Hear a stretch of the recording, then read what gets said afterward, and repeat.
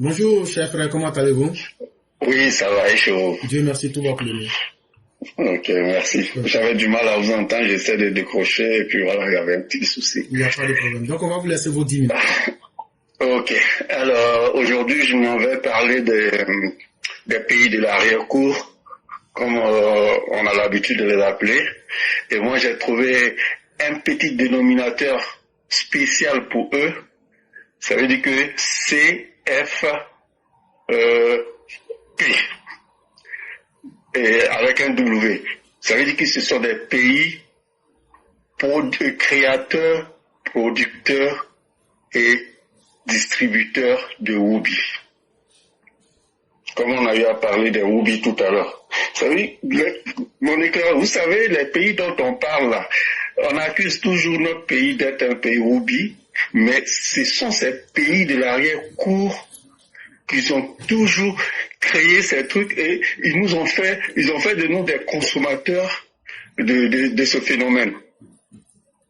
Donc vraiment, le fait qu'on a commencé à prendre le taureau par les cornes, il faut qu'on essaie d'éradiquer ça le plus tôt possible.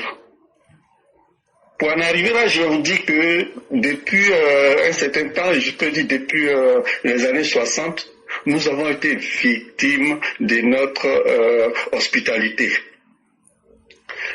Savez-vous, ces mecs, ces personnes de l'arrière-cour, quand ils sont venus de chez eux, on sait déjà ce qu'était leur métier. Et aujourd'hui, ils ont abusé de notre hospitalité et ils nous traitent de tout et de n'importe quoi. À partir de cette réflexion, je vais vous dire pourquoi ces gens-là, surtout, notamment les Burkinabés, ils n'aiment pas le RHDP. Moi, c'est mon analyse personnelle.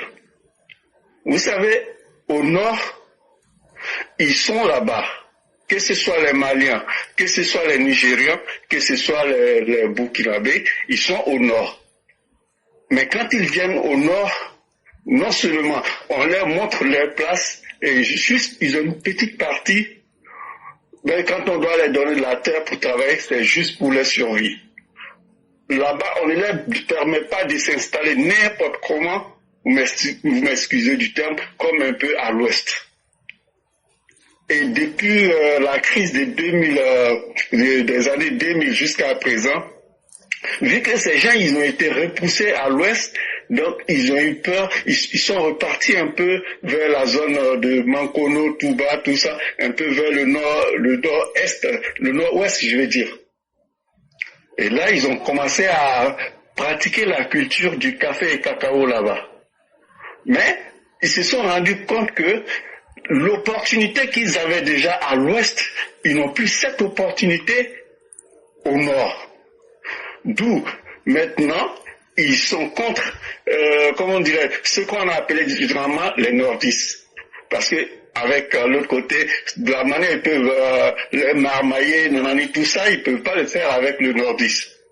Voilà pourquoi ils se sont mis, tous ceux qui sont du nord, tous ceux qu'on appelle communément RDR, RHTP, ils se sont mis ces personnes-là sur le dos. Donc, excusez-moi, je commence à perdre le fil un peu. Donc, c'est pour dire que ces personnes-là, ils sont pas là pour nous arranger. Ils sont pas du tout là pour nous arranger. Allô? Oui, nous vous écoutons. Excusez-moi, j'ai une communication, j'ai un appel qui rentre en ligne de compte, donc ça fait que ça me pègue un peu. Parce que là, je commence à perdre le contrôle, donc je vais m'arrêter là pour l'instant, voilà, parce que là, j'ai un appel qui est venu qui m'a un peu perturbé, donc voilà, je vais m'arrêter là pour cette première analyse, et puis voilà, on verra. Merci beaucoup. C'est nous qui vous remercions, et votre analyse, elle est très intéressante. Ouais. Ce que vous nous expliquez, c'est que, par exemple, moi, je suis de l'Ouest. Oui.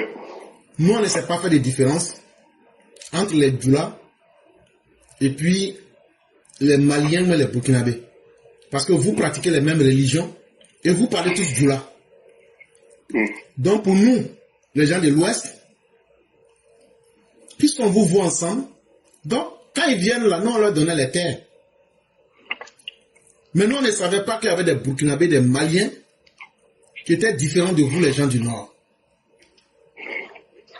Maintenant, vous êtes en train de nous expliquer que ces Maliens et ces Burkinabés là, comme ils viennent d'un pays qui est le Burkina, mais le Mali, quand ils viennent au Nord, les gens du Nord ne leur ont pas fait de place en leur bradant les terres comme les gens de l'Ouest ou même du Sud ont fait. Effectivement. Et c'est maintenant cette méchanceté. Ils sont en train de la faire ressortir en s'attaquant maintenant avec n'importe qui. Ils sont prêts à s'associer à n'importe qui pour lutter contre les gens du Nord de la Côte d'Ivoire. Là, comme ça, un jour, eux ils vont pouvoir, quand ils vont massacrer les gens du Nord de la Côte d'Ivoire, ils vont venir remplacer les vraies populations du Nord de la Côte d'Ivoire. Et donc, on comprend donc qu'ils sont dans une politique où ils veulent retourner le couteau contre les gens du Nord. Parce que pour nous autres, c'est assez bizarre que le président Ouattara, qui a combattu autant pour les étrangers quand le régime Gbagbo les massacrait, on ne comprend pas comment ces personnes ne peuvent même pas se souvenir d'un passé qui est si récent. Effectivement. Mais ce que vous dites là vient expliquer tout. Effectivement. En réalité, ces personnes, comme vous l'avez dit, voyant qu'ils n'arrivent pas à occuper les terres et à faire ce qu'ils ont pu faire au Sud, ils se disent pourquoi ne pas aujourd'hui lutter frontalement contre les vrais peuples du Nord pour qu'on puisse effacer ces personnes et eux, ils vont maintenant les remplacer. Et ça là, je vais couper ça pour mettre. Cette partie-là, je vais couper pour mettre. Si quelqu'un dit qu'il n'a pas compris, toi tu es du Nord de la Côte d'Ivoire, tu as ton village là-bas. Si toi tu n'as pas compris le danger de ces étrangers maliens burkinabés contre toi et ton peuple, c'est qu'on ne peut plus rien faire pour toi. Et donc, chers frères, vous voyez que la valeur d'un propos, ce n'est pas le temps, mais c'est la qualité. Vous venez de nous ouvrir les esprits sur quelque chose que nous, on ne peut pas soupçonner. Et ça, là, quand on va questionner les gens du Nord. Qu'est-ce que vous pensez de cela? Et eux-mêmes, ils seront leurs propres meilleurs ambassadeurs pour décider de leur destin. Parce que vraiment, merci à vous et merci d'avoir mis à nu cette dangereuse supercherie qui est extrêmement dangereuse. Ok, merci beaucoup. Surtout, je m'en excuse parce que bon, là, j'étais en train de conduire et puis voilà, j'ai pas eu le temps, j'étais un peu perdu dans mes trucs là, donc voilà, j'ai pas pu développer assez ce que je vais développer.